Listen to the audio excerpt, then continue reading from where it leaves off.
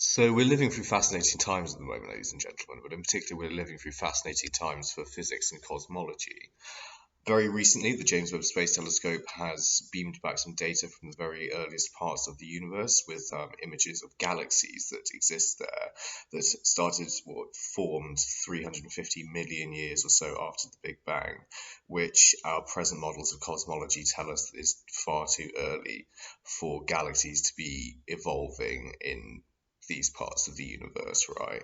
It's just too early for galaxies like that to form, and these new sets of data, these new observations, these really interrupt or cause us to have to radically rethink our cosmological models.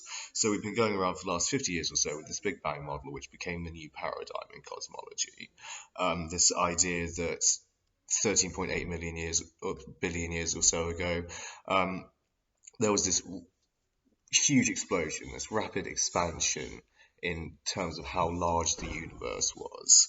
Now we're having to rethink that. We're having to rethink this idea that the universe had a beginning at all, possibly, and that, yes, there may have been a point very far in the past, since it doesn't completely undermine the Big Bang either, and there would have been this period of rapid growth or rapid expansion many billions of years ago still. However, what this is causing us to have to think about now is the idea that there may have been something before the Big Bang.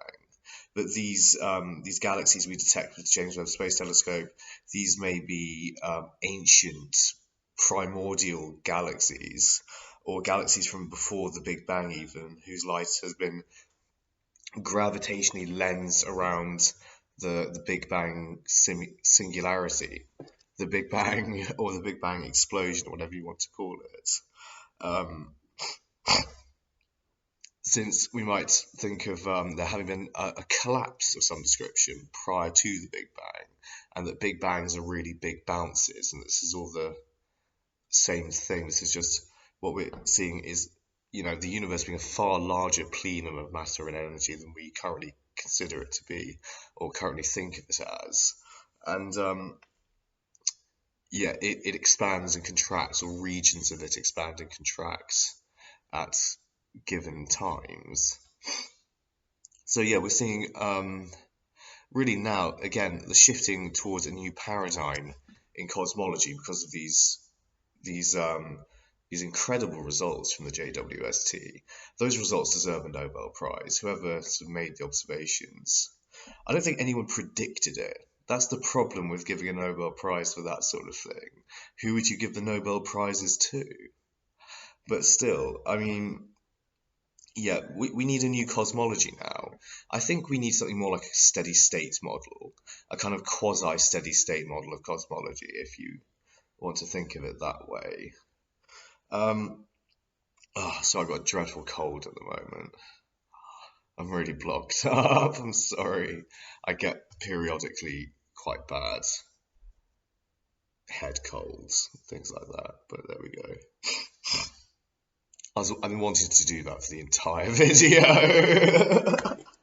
I've been wanting to clear my nose the entire video. Sorry.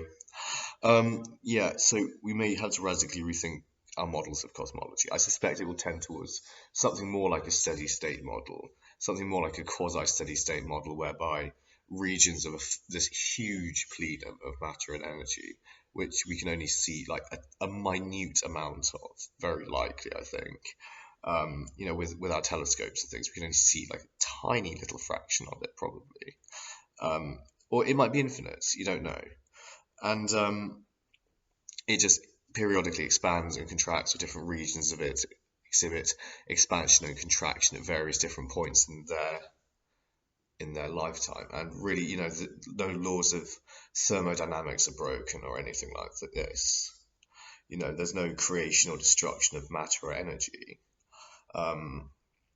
Like actually what Fred Hoyle conjectured in his steady state models. There's nothing like that going on. But it really is all just the stretching and squeezing of space and time, which is very Einsteinian. The collapses of huge agglomerations of particles and the transmutation of those particles into other particles via quantum mechanical and quantum field theoretic processes. Have that sort of thing going on in the mix also. So from a quantum or particle cosmology perspective, it's really quite an interesting time, isn't it? To be thinking about those sorts of things. I think, yeah, it could really be, we could be gaining some very, very valuable insights right now into our universe, frankly, the universe that we inhabit.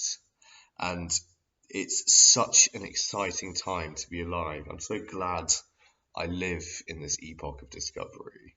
I think I'm more glad, because of what I've seen of it, to be living in this epoch of discovery as opposed to the previous epochs of discovery in the 20th century. I think I'd like to go that far about about like what I've managed to see in my life. What an envy it would be to someone like James Clerk Maxwell, really, to be in like my position right now, in my shoes. They might not think of it like that because a lot of them back then thought that everything that could be figured out has been figured out. They were kind of that persuasion, a lot of them. Maybe not Maxwell himself, but to anyone like that, I imagine like to Faraday in particular. Like Faraday, if he could live to see computers become developed, what would he be like? I don't know. What would he have invented? All sorts of things, I bet. But yeah, a post-computers Faraday. Who knows? Anyway, it's be all into simulation theory and stuff like that. But yeah, no, it's a fascinating time to be alive. I'm so glad I'm alive now to see all these things. But yeah, this is it. We're on the cusp of something that's going to change the culture. You know how like the Big Bang model, like that has gotten right into the culture deeply. It changed culture profoundly. You know, it changed the way we think about the world and life and the universe and everything. What could the next epoch hold? Now that we don't think of it as a Big Bang anymore, and science can be wrong. Science very often is wrong, and we have to overturn new paradigms and repair blunders and repair the blunders of other people as well who have been scientists. You know, all very, very up in the air, isn't it? But yeah, it's very every day almost. I'm almost finding something new every single day to get interested in. And I love science for this reason. I love that it's come this far and done so many great things. And yeah, I'll never stop being a scientist, a scientific enthusiast.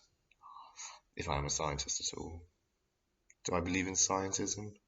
Maybe I am a scientismist. No, I'm a scientist. Thank you everyone for watching. Love you lots. Bye bye. Because I'm a farmer and farmers are scientists. If for no other reason.